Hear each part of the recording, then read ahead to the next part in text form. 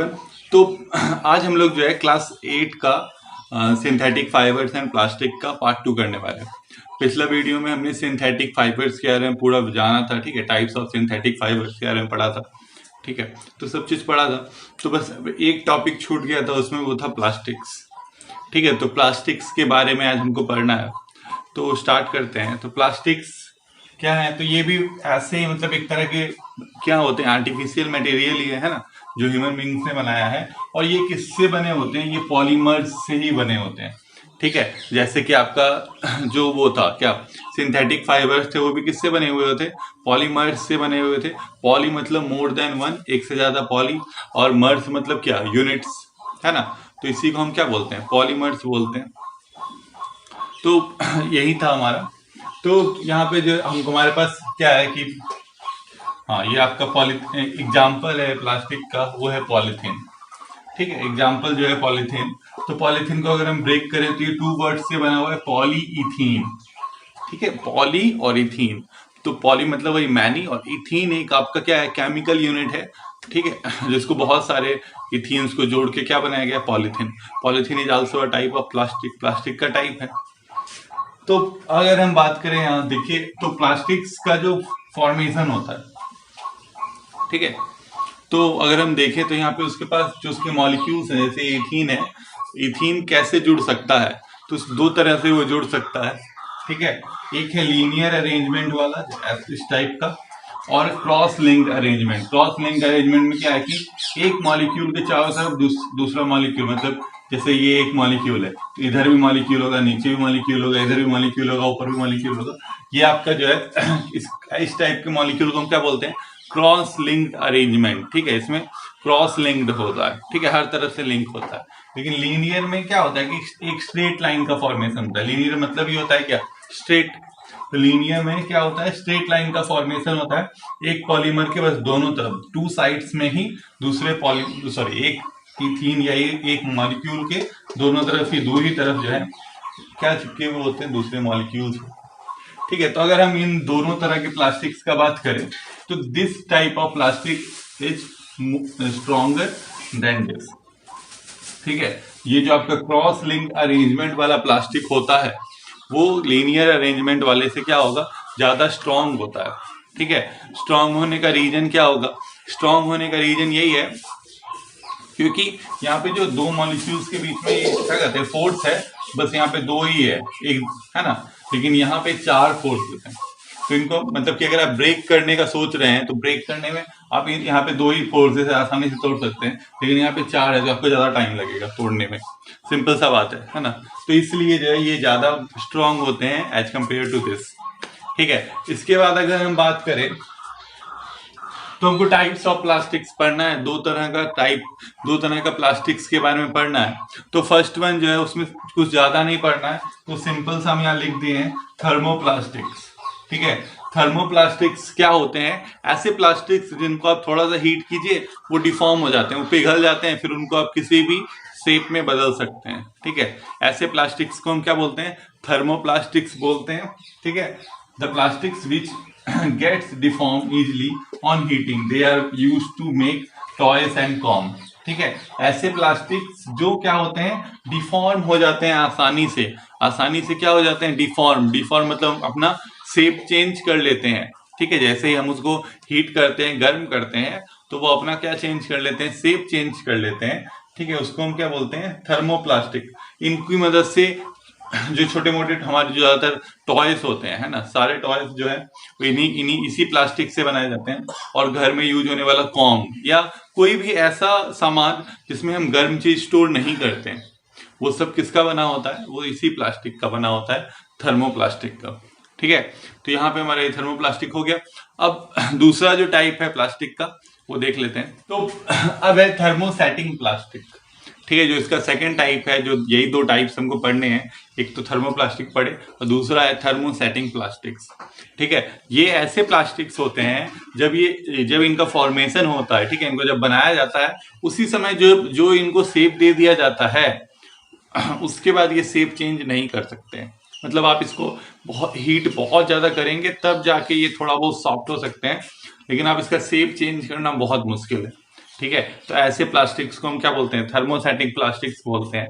उसका सिंपल सा है, the plastics which when moulded once can not be softened by heating. ऐसे plastics जो एक बार मोल्ड हो गए, मतलब एक बार उनका शेप आप बना दिए, ठीक है, जब बना वो उस समय जो उसका शेप डाल दिए, तो दोबारा जो है उसको हीट करके पिघलाना जो है बहुत ज्यादा क्या है, मुश्किल काम है, ठीक है। तो ऐसे प्लास्टिक्स को हम क्या बोलते हैं, थर्मोसेटिंग प्लास्टिक्स बोलते हैं, ठीक है। हम यहाँ पे etch called thermosetting setting plastic नहीं लिखे हैं, वो आपको लिखना है, पिछले वाले में भी नहीं लिखे थे, वो भी लिख लीजिए। इसके बाद जो आपके पास एग्जाम्पल है इसका थर्मोसेटिंग प्लास्टिक्स, एक है बैकेलाइट, एक है मेलामाइन, ठीक है। बैकेलाइट और मेलामाइन जो है ये दो तरह के ऐसे प्लास्टिक्स हैं जो किसके एग्जाम्पल है, थर्मोसेटिंग प्लास्टिक्स के, ठीक है। तो ये अगर थर्मोसेटिंग प्लास्टिक होगा तो उसका एक प्रॉपर्टी क्या होगा कि they both are poor conductor of heat. ये जो आपका थर्मोसेटिक प्लास्टिक होता है किसका पुअर कंडक्टर होता है, हीट का। मतलब देखिए कोई भी चीज को अगर हीट करते हैं, हीट करने पे वो पिघलता है, तो इसका रीजन क्या है कि हीट उसमें क्या कहते हैं, कंडक्ट हो रहा है, मतलब एक मॉलिक्यूल से दूसरे मॉलिक्यूल से तीसरे मॉलिक्यूल में जा रहा है, धीरे धीरे ही जा रहा है लेकिन जा रहा है, ठीक है। तो थर्मोप्लास्टिक में जो हीट थोड़ा थोड़ा कंडक्ट हो रहा था, लेकिन इसमें थर्मोसेटिंग में वो हीट कंडक्ट होता ही नहीं है, ठीक है। तो ये दोनों जो है आपके क्या है, पुअर कंडक्टर ऑफ हीट्स हैं, बैकेलाइट और मेलामाइन। मतलब पूरा थर्मोसेटिंग प्लास्टिक ही क्या होता है, पुअर कंडक्टर ऑफ हीट होता है, आपको याद रखना है। इसके बाद अगर हम बात करें तो बैकेलाइट का क्या काम है, Bakelite is used for making electrical switches. जो आप अपने घरों में स्विचेस देखते हैं, है ना, वो सब किसका बना हुआ होता है, वो बैकेलाइट का बना होता है, बैकलाइट प्लास्टिक का। और जो भी हैंडल्स होते हैं यूटेंसिल का, देखें ना आप, जब भी आप अगर बर्तन जो भी देखे होंगे, ठीक है, स्टील का बर्तन है तो उसका जो भी हैंडल्स होते हैं वो सारे किसके होते हैं, प्लास्टिक के होते हैं। तो किस टाइप के, कौन सा प्लास्टिक होता है उसमें, उस प्लास्टिक का क्या नाम है, बैकलाइट नाम है, याद रखना है, ठीक है। कौन सा प्लास्टिक यूज होता है यूटेंसिल्स के हैंडल्स में, तो वो कौन सा प्लास्टिक है, बैकलाइट प्लास्टिक है। तो प्लास्टिक देने का रीजन क्या होता है, क्योंकि ये प्लास्टिक क्या है, पुअर कंडक्टर ऑफ हीट है। तो अगर हम पूरा बर्तन को गर्म कर रहे हैं नीचे से, तो ये जो आपका प्लास्टिक वाला हिस्सा है वो गर्म नहीं होगा, या होगा भी तो बहुत कम गर्म होगा, ठीक है। तो उससे क्या होता है कि उस बर्तन को चूल्हे पर से उतारने में आसानी होता है, ठीक है, सिंपल सा बात है। तो ये बैकलाइट हो गया। इसके बाद जो हमारा मेलामाइन है, melamine is use for making tiles and kitchen ware. Kitchen ware और टाइल्स बनाने में हम मेलामाइंस को यूज करते हैं। तो टाइल्स जो होते हैं, कुछ टाइल्स होते हैं जो प्लास्टिक टाइप के मटेरियल से बनते हैं, तो किस मटेरियल से बनते हैं, मेलामाइन से बनते हैं। और किचन वेयर मतलब किचन के दूसरे सामान जो होते हैं वो सब भी क्या होते हैं, मेलामाइन से ही बनते हैं।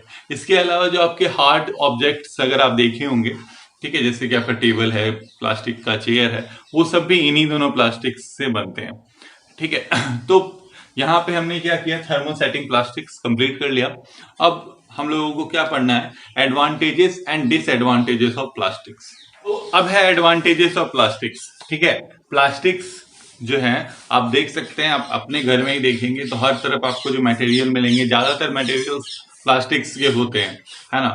जैसे रैपर्स हो गए, जो आप जिसमें आप बिस्किट हो गया, कुरकुरे हो गया, कुछ भी आप खाते हैं उसके रैपर्स, या फिर जो भी आपके टेबल चेयर लगभग जो है वो प्लास्टिक्स के ही आपको देखने को मिलते हैं पूरे घर में। बॉक्सेस जिसमें हम सामान रखते हैं, बहुत सारा मटेरियल आपको प्लास्टिक का देखने को मिल जाता है।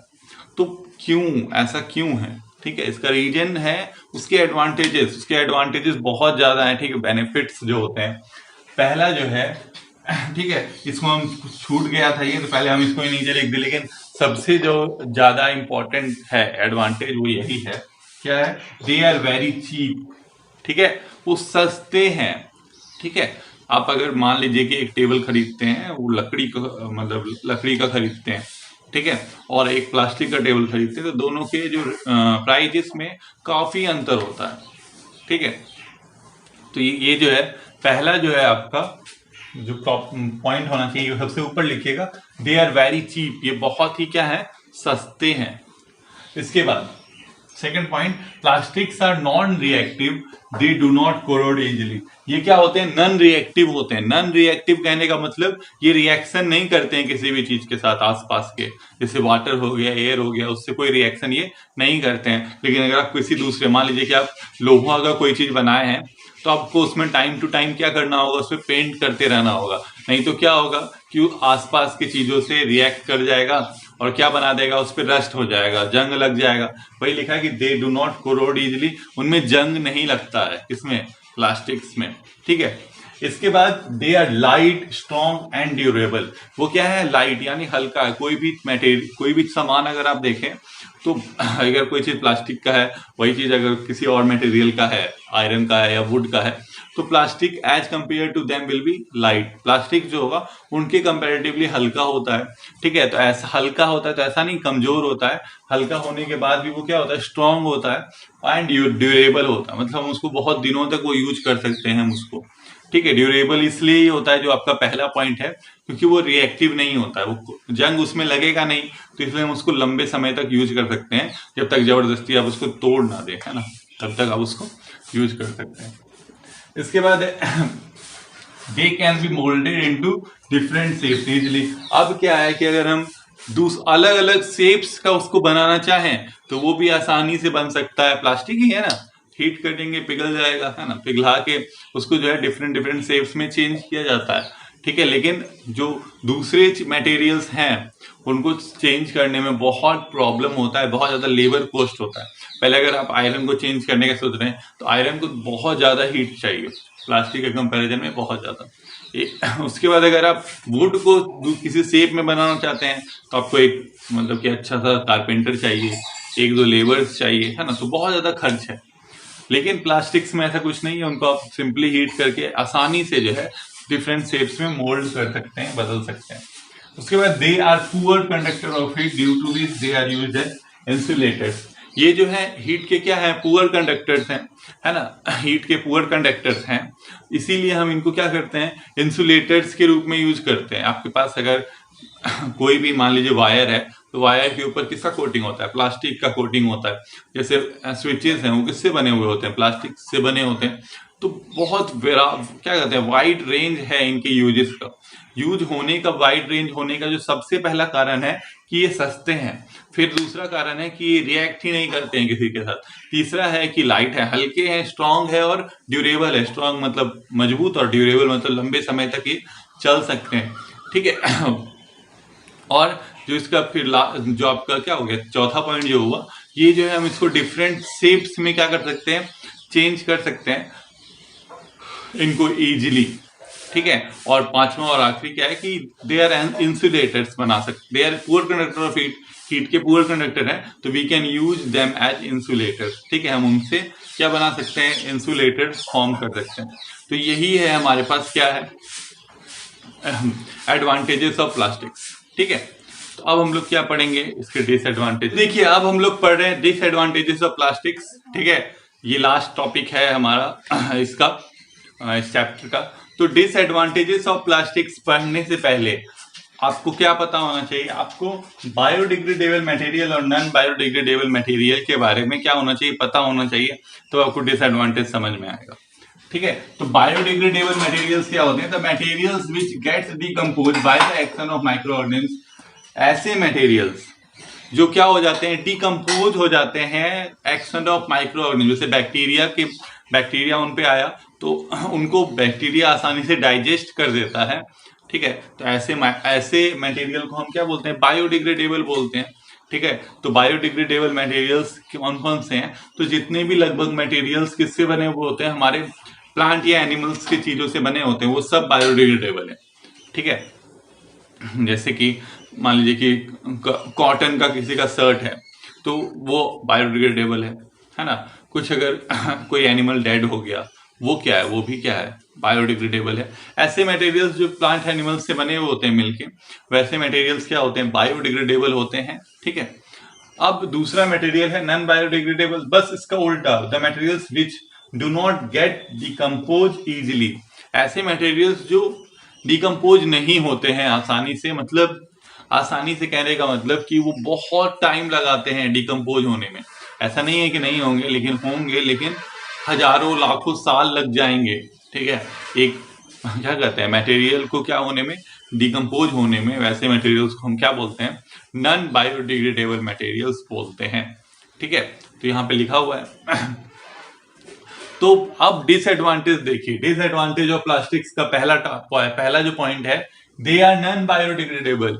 ये क्या है? नॉन बायोडिग्रेडेबल है। इसका मतलब क्या हुआ कि इनको हजारों लाखों साल लगेंगे क्या होने में, डिकम्पोज होने में। ठीक है, समझ में आ रहा है बात? तो इसका दूसरा जो डिसएडवांटेज है वो है they causes soil pollution. Soil pollution ये करते हैं, सॉइल पॉल्यूशन यानी मान लीजिए आप कहीं पे भी इसको फेंकिएगा तो वहां पे क्या होगा, ये डिकम्पोज तो होगा नहीं, तो वो सॉइल में मिक्सअप होके रह जाएगा और वहां पे जो प्लांट्स ग्रो हो रहे हैं उनको रूट्स को फैलने से रोकेगा। तो इस तरह से ये क्या कर रहा है, सॉइल पॉल्यूशन भी कर रहा है एक तरह से। और तीसरा जो है दे रिलीज वेरी हार्मफुल। अब मान लीजिए कि हम इसको फेंक नहीं सकते हैं तो सोचेगा लोग कि चलिए इसको जला देते हैं, पर जलाने से क्या होगा कि बहुत सारे तरह के हार्मफुल गैसेस जो है ये रिलीज करते हैं, जिस कारण से क्या करते हैं यहाँ पे एयर पॉल्यूशन कर रहे हैं।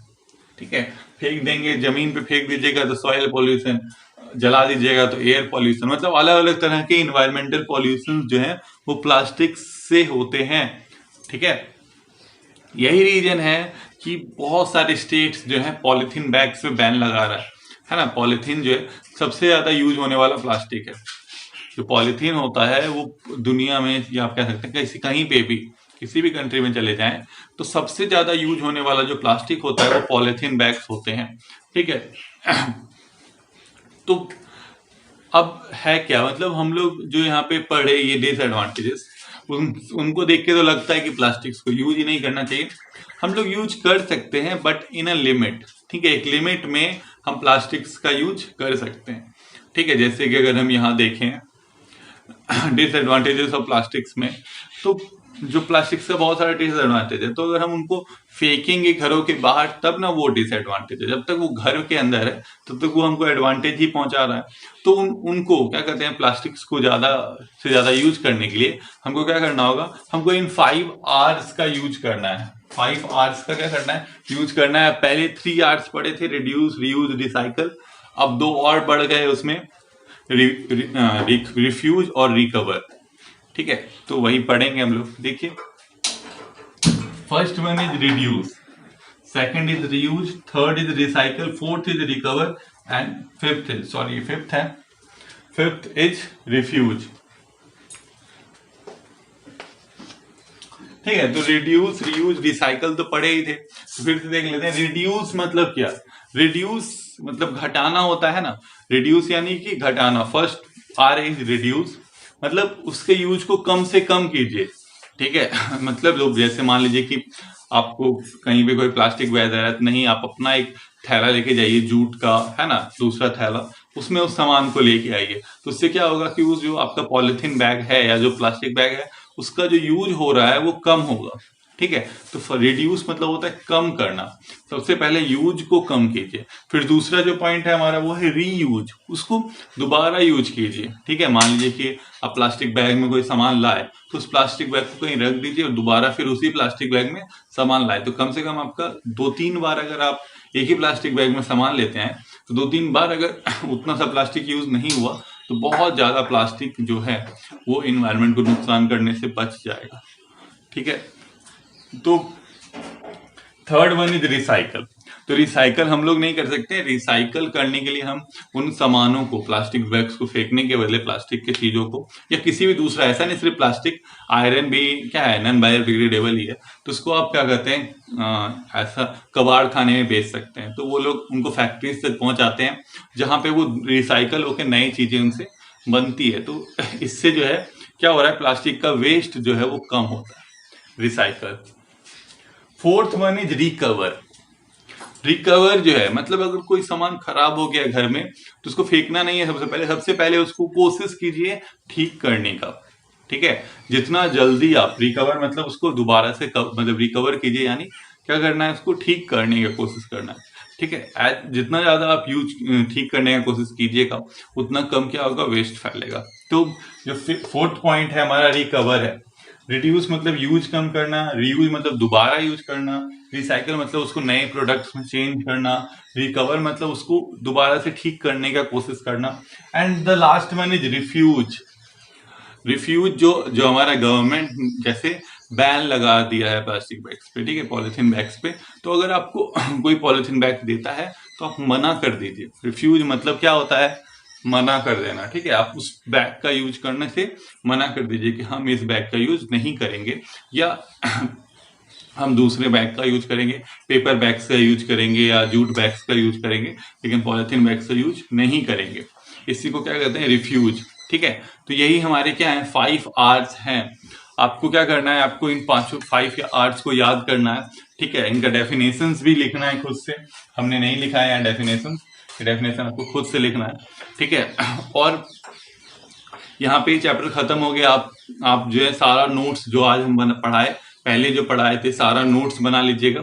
और जो है आज जो है हम वीडियो के साथ में क्वेश्चंस का जो है फोटो खींच के भेज देंगे, उन क्वेश्चंस को भी आपको क्या करना है, सॉल्व करना है, ठीक है।